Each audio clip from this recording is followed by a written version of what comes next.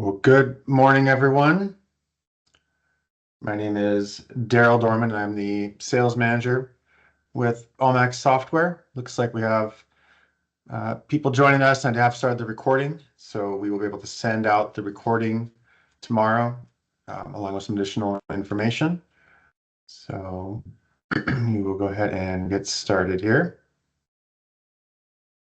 So today we're going to go through some more things about Antero and essentially kind of looking at different ways to help customize or personalize the software to your individual needs.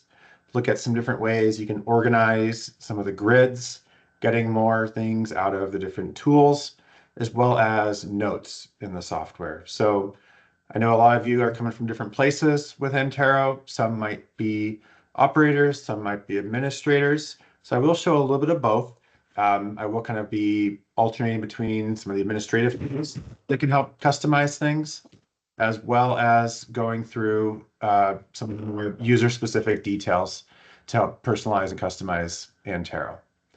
So as I mentioned, my name is Daryl Dorman, and I'm the sales manager here. I've been with the company Almax for a little over 2 years, and with the JDM Technology Company for about 4 years, working in maintenance management software specifically. So I do look forward to kind of taking this time to go through the software. If there are questions afterwards, we will be sending out a survey where you can ask those questions for something specifically you might be looking for.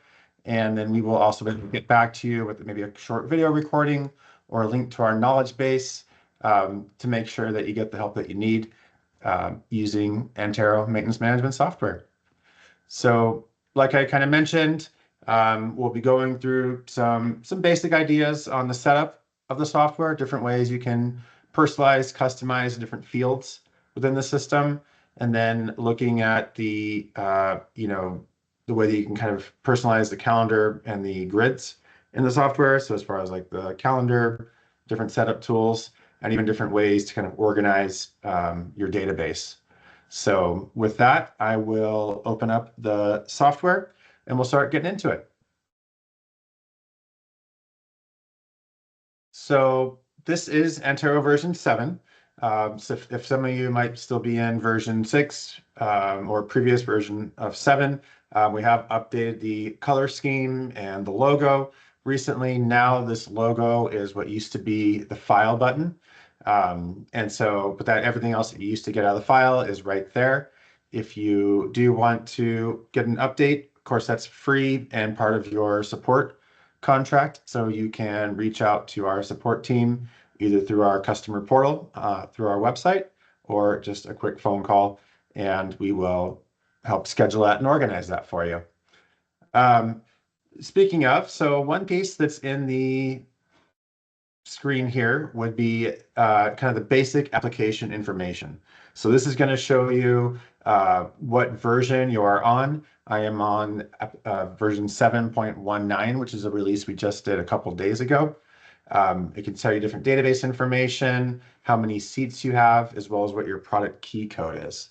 So with the key code for Antero, it does update automatically. So when you send in your renewal and get kind of your next year of support, that key code updates automatically. It used to be that we'd have to send you that key code and you had to go in here and input it.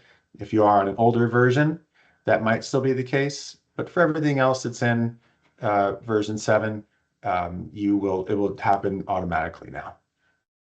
So again, I know we have a mix of different types of users here. One thing that is important to us is with the users and the way Antero works, making sure that each user kind of has a personalized usage of the product. And one easy spot to do that in here is if you go to the user information section. So here you can see some of your basic user details and kind of a profile aspect. You can see what permissions you might have as that individual user. And later I will show very briefly on the database administration side of how to set up the different user groups and user permissions. But one thing that I think not everyone knows about for Antero is in the startup section, you can actually choose by your username what your section is. So when you first open the program, you can determine where you want to go. So maybe it's going to be the dashboard, maybe it's going to be the main home screen. A lot of operators might prefer just to go to either My Work or the Work Management section, which is going to show all of the current open work orders and allow you to kind of just get right to seeing the work that you want to see. And so that's one option you can do here. You can also have some different items here as far as what your preference is on how your process works, whether you want to see certain reminders or not, and go through there. If you have any certificates, it can show it here, what the issue date was, what the renewal date, any expirations. So looks like it's about time for me to renew my license here. Um, and that's kind of the user piece there. So flipping back into the software, I'll kind of walk through some of the different sections and go through different grid pieces and then kind of show you some of the unique uh, quirks of each spot and ways to take more advantage of how you can make the system be exactly what you want it to be. So first, I'm going to start in the equipment section. And so in the equipment section, you can see first, it kind of pops up the list here on the left, and I see all of my equipment profile here on the right. Of course, you can move this to have more or less views, but I can also just hit this button and I can see my entire view here. And so with this grid layout, I've got some basic information here. Now I can search in a couple different ways. So I do have the search bar up here. And one thing that you can look for here is you see the ABC. It's probably a little harder to see uh, on my screen right now. But when you have it on the capital A, that's going to look for information where something starts with it. So I can type in garage and it starts with garage exactly. But for example, if I'm looking for the department's Antero sample data, right now when it's on the A, if I start typing in sample, it's not going to find it because it's only looking for something that starts with that word. But if I do click on the button to make it be B, now it's going to search for that letter anywhere within the grid location. And so now as I type in here, it's going to bring up Antero sample data. And so this functionality is the same throughout all of the search bars and all of the grids within Antero. And so just another easy way to kind of do a quick search when you have a lot of information or have some pieces of information that you want to search for in here. Another way, of course, is looking at the grid itself. I can do a couple different things to help kind of make this even easier to find things. So one is I can simply drag and drop ways that I want to kind of sub-categorize the information here. And so now I've got all my equipment in specific pieces here. If I wanted to even go a step further, because I know this is a sample database, I only had a dozen pieces of equipment in here. I know many of you have hundreds of assets. And so finding ways to get to the information that you need quickly is very important. And so another way I can do that is hitting this sub location and then bringing this up. And so now, for example, in my administration building, I've got two different sub locations as a way to keep that. But if I wanted to have a consistent view in that regard, what I can do here is I say, hey, this is how I want it every single time I get in here. I can hit this drop down here and I can save it as my layout. And so now that is going to become my default layout. So I can say, hey, this is what I want it to look like every time I come in here. It's going to do that. And let's say I'm getting in here and I have a specific product or a project, and I'm going to bring this up and I'm bringing this up and I don't want this. I'm going to do all this kind of stuff. And then I say, wow, I barely even know what I just did. How do I get back to the way that I want it? I can go back here and go to use my view. And now I'm bringing it right back to how I had it to begin with. And so again, that's just some different ways you can use this to customize.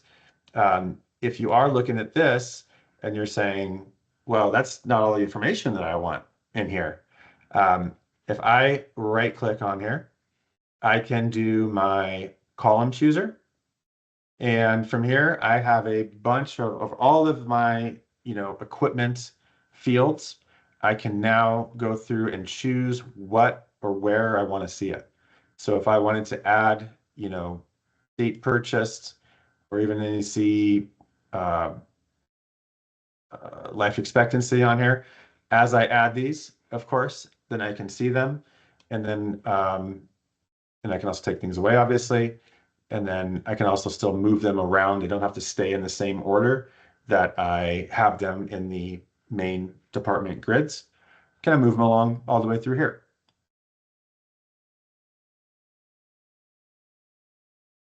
Certainly, if I had a big amount of information and I wanted to kind of sort them more, I can click on the top of the column there.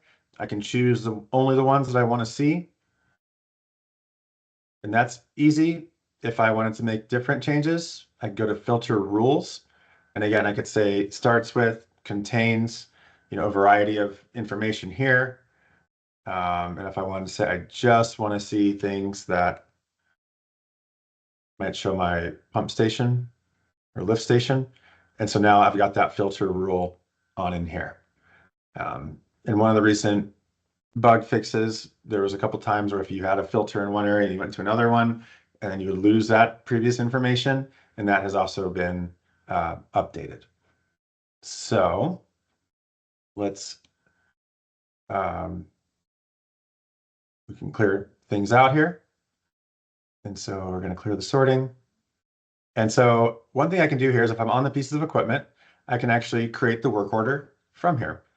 We have a couple different ways throughout the program on how to create work orders, but this might be the easiest. If I'm already on the piece of equipment that I want to create a work order for, I can just hit create and choose the task that I want to assign to it or have an undefined one, when the date is scheduled for, how many days to complete, and now I've created a new task.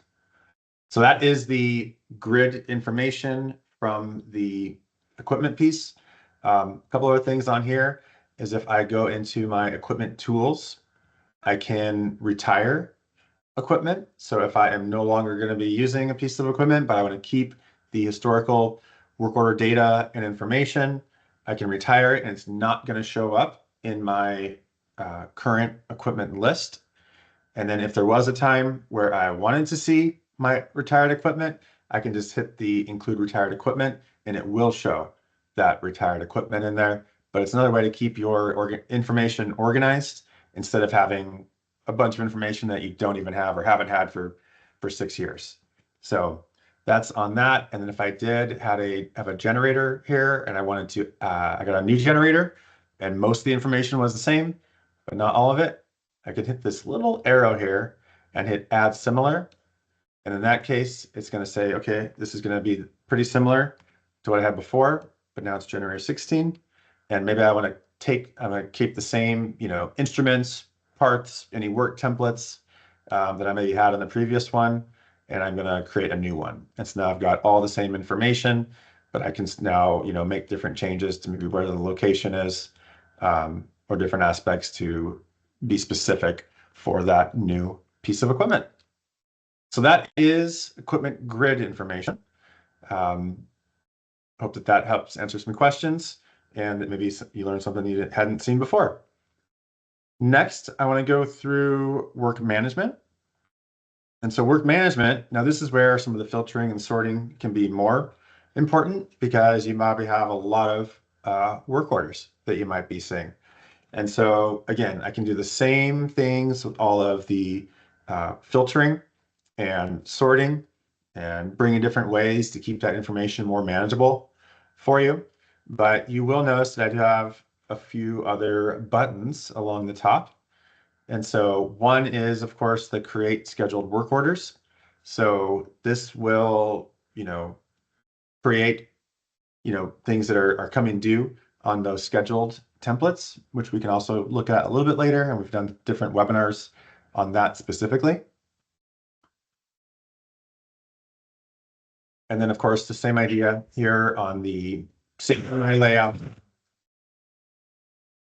and reverting it back to different aspects to keep it the way that I want to keep it and organized. The sync work order button, this was made specifically for Antero Mobile. And so some of you have Antero Mobile, some of you do not. And we can send you additional information about that. But the way Antero Mobile works on a very broad basic term is I can actually choose which work orders I want to be uploaded to the cloud, which Allmax hosts. And I can say, okay, I want these 4 work orders to be worked on today. I'm going to upload them to the Antero Mobile Cloud.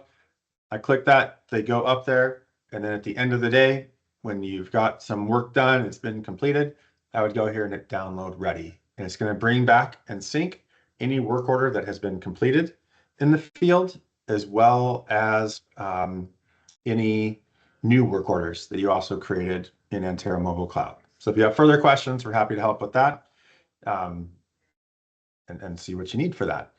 The work forecast button. This was a new feature in the January update of Antero. And so what this does is, right now with the scheduled work orders, you only see a new work order after the previous one has been completed. And so with this, it allows me to look ahead in the future. Maybe you've got vacations coming up, maybe you've got different larger projects, and I can see what work will be coming due. What we have added with the latest update that just came out this week is this button that I could actually then just create the work orders straight from here. So instead of just seeing what's coming, I can actually create those work orders right from here. I'm not going to do it right now, but that is a new feature we just added. In the distribution button, many of you are probably familiar with this. So if you want to assign specific work orders to a specific user or specific maintenance group, this is where we can do that, and we can either print it or send by email. So just it's easy to set up, and I could say, okay, great, these are the work orders I want to get taken care of. I'm going to print them out in the morning or just email them, and they'll get an email with a link to that work order. And when I hit distribute, that's going to do that. And then when you have the move to review, move to history, now these ones, of course, you can see them from the individual work order aspect as well. One thing of note is that if the work order isn't complete, so if it's missing a completed date or other fields that you have as required, it's not going to let you do it right away. But if you are in the habit of, entering all of the work order information, completing it, making it go, and just not having it go all the way, then you can kind of do a mass aspect here. And maybe you would use the filter button here for the work order completion date and then send them all to either review or into history. Hope that helps on there. The next piece that I wanted to see was speaking of the work order review. So again, with work order review, this would be kind of a 2-tier system, depending on how your workflow is currently set up, where when the technician or the operators are completing the work orders, they might go to review first for a manager to review before putting them into history. And so you can set it up so that they come in here, and then as the manager looks at it, they can just click on here and they might say, okay, great, but whoever did this didn't put their name on it, or they didn't put any notes in here, so I know that it was Daryl. He always forgets to put his notes on. Pretty bad habit, but let's just say that was completed successfully. And once I've kind of gone through here, maybe I wanted to add a part that I know is also added. Do that. And then now I can move it to history. So if I had a bunch of things in here, same idea. I could look at the full view here, save specific layouts that I wanted, and I could even just print the entire grid if I wanted to. From there, of course, then they go to work history. And so here in work history, I've got a view that was already saved and I can quickly look at all of the past work orders that were completed by a specific user that might be needed to look at here. And that's how we kind of keep things organized and moving along. Um, and going from there. So work history shows me everything I had in the past. And again, same things here where a lot of people have never gone in and figured out what they want to see on here. So I can do the column chooser. I can group by certain columns, do quick sorts on here as well as best fit. So with best fit, then I'm going to kind of quickly make sure I can have all the text fits in here, either for one individual column or just do all of the columns at one time as a way to make your grid look a little more visually pleasing. Okay, so I've gone through already the equipment, work management. We've reviewed the work orders. We've now seen the work orders in history. And of course, before we do all that, we have work templates. So many people for work templates, this was probably one of the first things that you set up in Antero. And there's a lot that can be done with these work templates to make sure that you stay organized, because probably one of the reasons that you got Antero is that maybe your PMs or your work templates were falling behind. And so one thing you want to make sure is that these work templates do stay up to date and that you aren't getting behind. And so a couple different ways we can manage these aspects of things. So first of all, I've got my grid and I can organize things by different tasks or different work types. But one thing that is really helpful is just, as I mentioned before, when you have new equipment, and I want to make sure that I am keeping up on all aspects of that equipment, is to get back to that add similar button. So if I've got a um, pump inspection, I can very easily add a similar work template and now assign it to my uh, different pump. And now I can save it. And so now I've got the same inspection, but on a different piece of equipment. And this will help me stay organized with my work templates so that I am not repeating myself, that I'm getting to every piece of equipment that I have and making sure that I don't fall behind on that. If we have a little bit of time at the end of this, I was going to go back into work templates just to make sure people have the details they need there for setting it up, but wanted to finish going through these first. So not sure how many of you use my work right now. With my work, I can just see either specifically work orders that have been assigned to me or my entire maintenance group. And so this can be really helpful, again, to kind of help trim down that list. This might be your opening screen that you go to, and I can just very quickly look at my work orders, see a quick look at what the instructions are, what the overall summary is, as well as the equipment summary, just from one easy view. And same functionality as we have in the other places, where I can save my layout based on what I want, or I can print out the grid or an individual work order, also email it to myself, to somebody else, kind of like a distribution task, but on a smaller, easier level. So this can be really a good way to go through. And as you can see, I have a lot of work to do here in my own database. So that's my work. Next up would be looking at the parts. And again, if you did join late, we are recording this webinar, so that will be sent out tomorrow with a survey where you can ask some questions. We'll send a recording of this, and any other information that you might need, feel free to reach out to us and let us know how we can do what else you want to see in the future. Here in the parts, I know some people are using Antero for everything inventory and parts related. We did a couple recent webinars, 2 different webinars on managing parts, ordering. So if you want to see those, we will be happy to send you the information on that. But from a grid perspective, again, same kind of basic idea here. One thing that is nice about this is that if I want to be in here, and I want to add a new location, I can I can very specifically show on the parts um, where it is, where it's coming from. So I can add different locations depending on your administrative rights. If I have a new, overall location, I can add it straight from here. And then I can also even specify where it's going on that spot.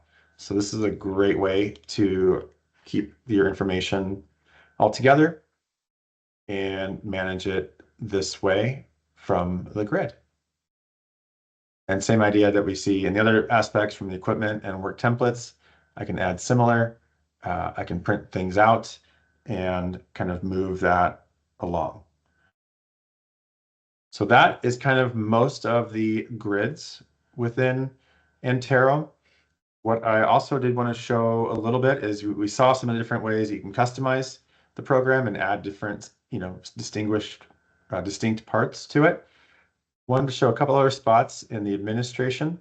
If I go into the uh, setup tools, I already showed the user information before. This is where you can set up which certificates that you would see or would be using in there. Here I can also look at the maintenance groups and figure out which users are part of different groups. But I did want to show the work list setup here. So this is where a lot of the things that you see within the software, of course, they can often be customized right from the spot where you see them, but I can also do it here. So I can say, I can rename any of the work type that I have. I can add different ones. I can delete different ones. I can go to work priority. So right now I've just got high, low, and medium. So for example, if I wanted to make mobile one of these, I could do that. And there's different aspects if you have Antero Mobile, where I can send what my default return is. So I could say, hey, when the work orders come back, maybe they go to review automatically, or I can say change the status of that work order to Antero Mobile. And so I'll know just looking at it when those work orders come back in, where they're going in the system. You might have seen before that on our equipment section, we have custom fields. This is where I can program what those custom fields are. And so I would just go through the different labels here and add them. We have over 20 custom fields in there. And so if there is something that you don't see in some of our defaults or can't make those defaults work to how you would like them, this is where I can add specifically custom fields that are going to show on all of the equipment.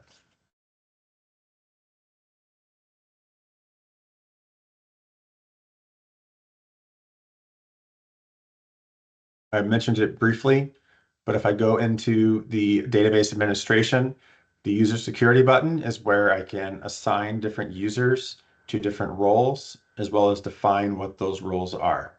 So I've got just a couple different roles on here. So if you see the full, obviously has like delete access or full access in many areas. I can go to restricted, where I can see, certain areas you can see where this changes to no access or view only, and then view only here. So a lot of times we have maybe someone in accounting who might use the program, once a month for a specific report. And so you can set what those permissions or rights are for that person so that they don't get, uh, you know, lost in the system and accidentally delete 5 work templates when they're trying to read one or something. That's not a dig on anyone in finance, but and then here in database options, this is where I can set what the next work order number is going to be.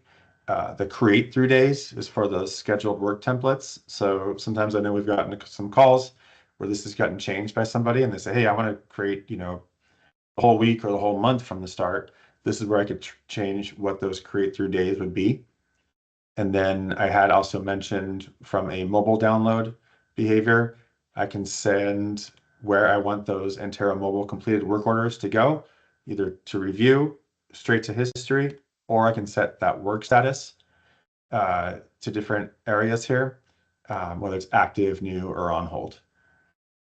And I can also choose here if I need the notes to be completed or not in those work orders, which might help, the operators like myself who don't always put them in there. So that is the database options. Hope that helps, and you might find something that you haven't seen before. A couple other shortcuts I wanted to run through on here. We have this tools button here where I can quickly access some of the features in Antero. So I can, from here and other places as well, I can create a work order, do a procedure, purchase order, enter the readings, receive the parts and information. Um, One kind of quick piece here is this log parts usage. So of course we prefer to be on the work order, but we know that sometimes there is, especially with parts and inventory, there's the reality and then there's how you would like to do it.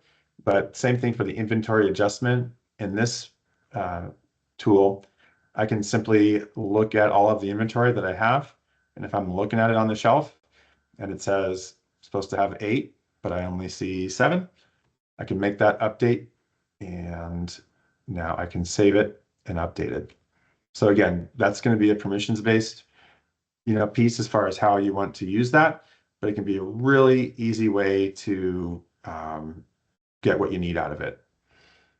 Another piece that we see not always utilized as much is the add note button here. So with notes, I can make quick information, help communicate kind of between departments, what I want to see here. So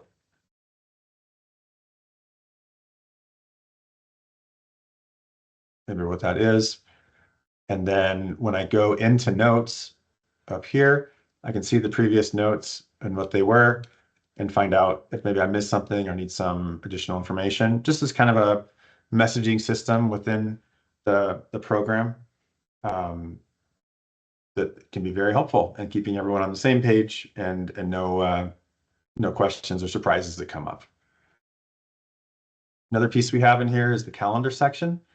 Not sure, people have different preferences for how they want to use it. The way this works is you can highlight the dates that you want to see. And I'm gonna make sure I do all work on here. So this is going to show all of the work orders that I have going right now.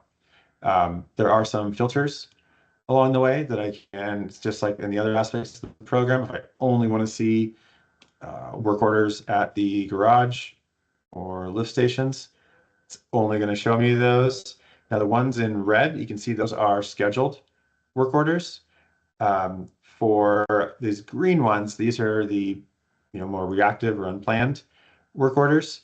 And these I can actually drag and drop and change the due date on the work order. So it is going to update that work order specifically and change the due date to where I want it to be. So it can be pretty handy, just a different way to see different aspects of this. And I can also even do things like create events. So if I have somebody that's going to be out sick, I can just add it to the calendar here. Yeah.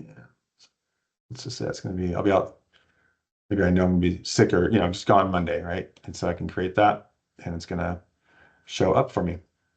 So pretty handy another way to see different work orders and stay organized for yourself. And again, using that either for today or my work. And same idea, I can save this as my calendar and set it as that kind of default view based on how I'm using it. And then one other piece that I wanted to highlight in today's webinar was the dashboard. So I'm not sure if people are using this right now. Yours might be blank. So what you can do here is you can kind of have a quick way to put some different kind of key information or KPIs right into here in Antero. And so I can just hit the plus button and there's a variety of things I can choose to put on here. When I do choose it, I can give it a quick name, and then I can even change the color of this top bar. And then based on where it's at in the column, I can put a different title to it. So I've already put this on here, but for example, I've got the parts, which I had as a large container, and I can alternate what it looks like on here. And then if I wanted to add something new to a different location, let's see.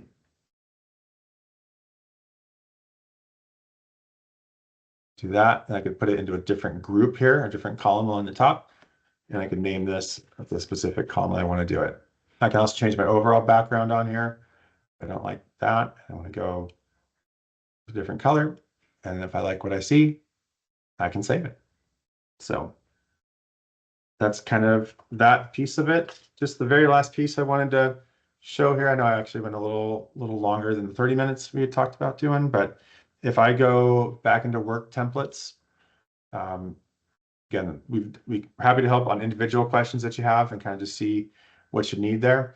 But one thing I want to make sure is that when I was in the setup here, there's a standard forms you can do where I can add different forms to be for those or different kind of files. Maybe it's an Excel sheet or something like that.